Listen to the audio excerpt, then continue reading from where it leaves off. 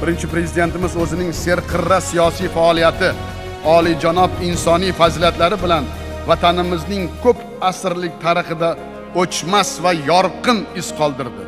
Buyuk yurtboshimiz nafaqat O'zbekistonda, balki butun jahon miqyosida katta hurmat va obro'y e'tiborga sazovor bo'lgan o'lkan shaxs va arbob sifatida tanilgan edi.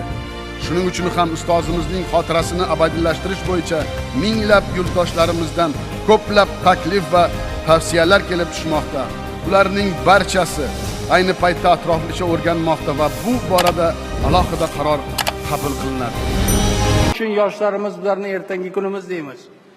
Mana shu yoshlar men borman, mana sapchib chiqib kerak bo'lsa men olaman zimmamga mas'uliyatni deb bolalar chiqsa agar joylarda, bu mana bolalarim. Agarki shunga qurbi yetmasa agar, men o'ylaymanki vaqt bekor ketyapti. Bolalarim, farzandlarim sizlarga aytmoqchiman. Prezident sizlarga aytyapti. Sizlar meni suyanchim, tayanchim. Qo'rqmanglar, marrani katta qo'yinglar. Men hech narsadan qo'rqmayman. Nima deganda, hayotimizni shunday relsga qo'yamizki, u rels o'zi oldingi manzili bor. Bu manzil erkinlik, ozodlik va barqaror yashash. Zamon o'tadi, baribir bizlarni qilgan ishlarimizni davomchisi bo'lmoq. Mana shunday yigitlar, shunday navqiron yigitlarni ko'rib va shunday qizlarning tarbiyasini bugun hammamiz ham qatnashib, bunday go'zal yurtda yashash, shunday yoshlarni ertangi kunini o'ylab, mana shunday baxtli bo'lishga aytaylik, kim bizga xalaqit beradi? Mana shu osmon, mana shunday yorug' osmon, mana shunday yigitlar, mana shunday qizlar, mana shunday qariyalar.